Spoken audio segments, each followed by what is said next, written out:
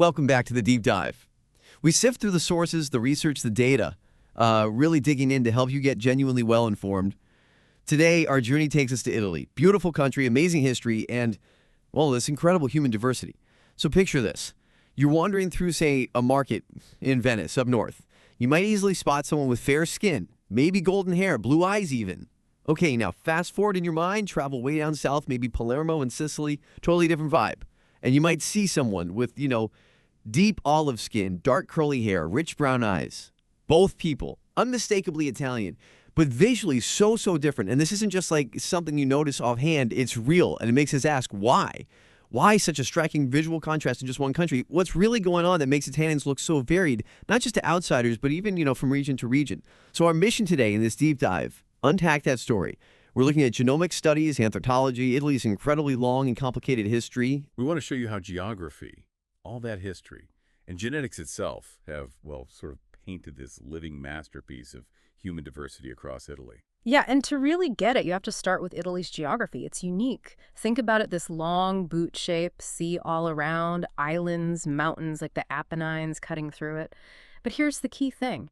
It wasn't really a wall keeping people out. It acted more like a natural bridge, inviting migration after migration for thousands of years. And it provided these ancient refugia, places where populations could survive ice ages, for instance, holding on to unique genetic lines. Ah, okay. So Italy wasn't isolated at all, more like a historical crossroads. Yeah. A meeting point. Exactly, a meeting point. And historically, you see this constant flow of different peoples. You had pre-Roman tribes, the Etruscans. Right. Then the ancient Greeks set up major colonies in the south, big influence there genetically, too. Right. Then, of course, the Romans, who unified things, but were also diverse themselves, spreading across the whole peninsula. And after Rome's influence waned, you had Germanic groups, Goths, Lombards, mostly impacting the north. They left a distinct mark. Okay, so north gets Germanic influence. What about further south? Yeah, down south, especially Sicily, you get this really profound influence from Arabs and later the Normans. They blended right in, their genes, their culture. And don't forget connections to the East Fence, Byzantine influences, shaping those coastal areas. These weren't just like footnotes in history books. These movements left a permanent genetic legacy. And that legacy, those genetic markers from all these different groups, Yeah. they literally show up in the physical features we see today. Precisely. You see it in hair color, texture, eye color, skin tone, even things like facial structure and average height. It's like a biological record of who came through and settled down. Okay, so that leads us to this common idea, maybe a stereotype, of the typical Italian, olive skin, dark hair, dark eyes. Is that what the science actually shows? Not really, no. That idea of one single look is, it's basically a myth. Genetic studies, including some pretty recent ones from 2019, paint a much more complex picture. For instance, Southern Italians often show closer genetic ties to modern Greeks, think ancient Mediterranean connections, whereas Northern Italians, they cluster genetically closer to Spaniards, Portuguese, even Southern French people, so more Western European links. Interesting. And then you have Sardinia. Its populations are genetically quite distinct from both the mainland north and south, probably due to older ancestries and more isolation. So Italy's face isn't just one portrait, it's more dynamic. That's a great way to put it. Genetically, Italy is best seen as a cline. A cline. Yeah, like a gradient. A continuous shift in gene frequencies and physical traits, moving gradually from the Alps down to Sicily. These shifts, sometimes subtle, sometimes more obvious, they directly create the visible differences we notice. It's living history. That idea of a genetic cline, a gradient, that really helps visualize it. Okay, let's take a kind of sensory journey then. If we start way up north, maybe the Alps, region like Aosta, what do people generally look like there? Up in the Alps, you'll often see people with lighter features. Blonde hair, maybe ash brown, fairer skin, lighter eyes are more common, blue, gray, green. You can definitely see that Central and Western European influence. Okay, and then moving down, say, central Italy, Tuscany, maybe Lombardy. Yeah, central regions are often a real blend. You get medium olive skin tones more frequently, various shades of brown hair. And eye color, you see hazel and green quite a bit. Alongside the darker brown eyes, it's clearly a transition zone, genetically speaking. Lots of mixing. Right, the in-between zone you mentioned. That's exactly. And then continuing all the way south, Calabria, Sicily, What's the shift there? Down south, the features tend to become more classically Mediterranean, you could say. Deeper olive or even bronze skin tones are common. Very dark hair, often wavy or curly. And eyes are predominantly dark brown, although, you still find those occasional striking green or hazel eyes too. Hmm. And you have to consider the environment too, right? The intense sun, the sea air, the heat. That also influences how skin looks, how colors appear, reinforcing those genetic tendencies. It's really striking how those visual observations line up with the genetics. Let's dig into the data a bit more. What about genetic ancestry markers, like the YBNA haplogroups that trace the male line? What do they show? Well, the patterns are pretty clear and they match that history we talked about. In northern Italy and Tuscany, the main haplogroup is often R1b M269. That's super common across Western and Central Europe. In some specific northern valleys, like Garfagnana and Tuscany, it can reach really high frequencies, like 76–80%. Shows deep roots connecting to Western Europe. Wow, that high. Okay. So how different is it as you go south? It changes quite dramatically. In southern Italy, say Calabria, that R1b marker drops maybe to around 30–40%. Instead, you see higher frequencies of other haplogroups like J2 and E1b1b. These are more associated with the Balkans, Anatolia, the wider Mediterranean, and definitely reflect those historical Greek and Middle Eastern or North African connections, like the Arab presence. Okay, so clear genetic divide there, reflecting different migration ways. Now, eye color, you mentioned variety. What's the general distribution? Dark eyes brown, very dark brown, are definitely the most common overall, especially as you go south. That's the dominant trait for, say, maybe 60–70% in many areas. But the lighter eyes we talked about, they're more a feature of the north and center. Absolutely. Hazel and green, while less common overall, are significantly more frequent up north and in central Italy.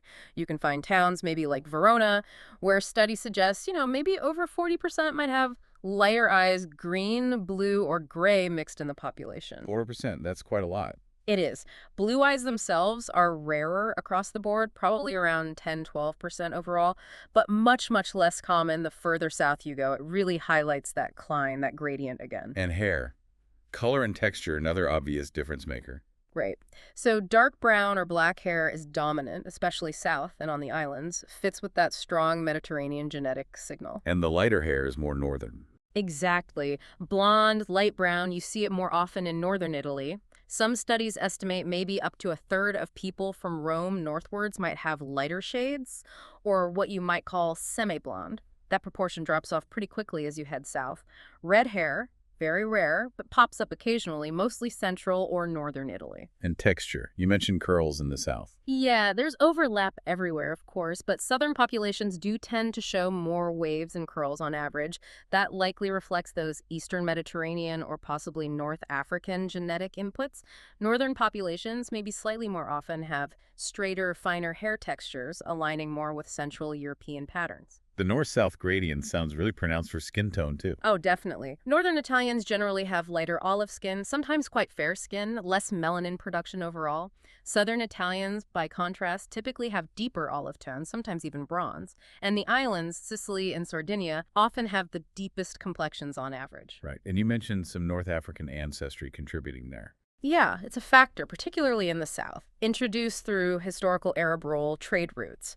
It's usually a small percentage, maybe 1–7%, depending on the town or region, but it definitely contributes to that variability in skin tone we see. Okay, last piece of the physical puzzle. Build and facial structure. Any regional patterns there? Again, subtle, but yes, researchers notice some general trends. In the north, maybe slightly narrower facial features, thinner noses, higher cheekbones are a bit more common. In the south, you might more often see slightly broader noses, maybe fuller lips, more robust jawlines. Again, these are just tendencies, averages. And height. Any difference? A small one, on average. Italian men average around, 175, 178 centimeters. Northern men tend to be slightly taller than southern men, maybe by a couple of centimeters on average. Similar small variations for women, too. So we've got the history, the geography, the genes, the visible traits. But what does all this diversity actually mean for Italians themselves? How does it play into identity? Well, it fosters a really strong sense of regional identity. People often identify very strongly, not just as Italian, but as, say, Sicilian first, or Tuscan, or Sardinian. It's deep-rooted, and appearance, consciously or unconsciously, can become a marker of that belonging. Looking Sicilian or looking Lombardian can be part of that regional pride. But that kind of visible difference, even if it fuels pride, can it also lead to, well, stereotypes, bias? Unfortunately, yes. That's the complex side of it. Southern Italians might get stereotyped as more exotic, maybe less European by some because of the darker features. Northern Italians might be seen as more Nordic or closer to Central Europeans. These perceptions exist, they can be hurtful, and they sometimes create these internal us versus them dynamics within Italy itself. Which must tie into ideas about beauty standards, right? Especially in a country known for fashion and aesthetics. Is there a debate about who gets to represent the face of Italy? Oh, absolutely. There's an ongoing conversation. Historically, media portrayals maybe lean towards favoring lighter features, fair skin, lighter hair, lighter eyes, and that can create societal pressures. You might hear stories of Southern women feeling they should lighten their skin or hair. And this whole question gets even more layered now with recent immigration from Africa, Asia, Eastern Europe. It's constantly adding new threads to Italy's visual fabric, challenging older notions of what it means to look Italian. So, stepping back, Italy isn't one single image at all. It's much more, like you said, a living mosaic. Huge, intricate, really beautiful. Each region, each person, it's like a unique tile. The blonde kid in Milan, the olive-skinned nonna in Naples, the green-eyed student in Venice, the dark-haired child in Palermo. They're all Italian. Absolutely. Yeah, and understanding the why behind the differences is crucial. It's not just one thing, it's that potent mix. Ancient populations surviving in refuges, wave after wave of migration, genes flowing and mixing dynamically. Periods of isolation for some groups, like maybe in Sardinia or mountain valleys, intense mixing in port cities, plus the environment, climate shaping skin and hair. And overlaid on all that is social identity, regional pride. Italy's look isn't fixed, it's always evolving. And within that evolution, you find tension, pride, beauty, and shifting ideas of who belongs. So here's a final thought for you listening. The next time you meet someone and think, oh, they look Italian, maybe pause for a second. Challenge that instant assumption. Don't presume you know their story or exactly where their family is from based on one single idea of Italian. Maybe look a little closer. Notice the specific shade of their eyes, the undertone of their skin, their hair texture, maybe even their build or smile. Because embedded in those features isn't just an individual look, but centuries of history, migration, mixing, survival, the whole complex human story of the peninsula, Italy's face. It really isn't a single portrait, it's a whole gallery.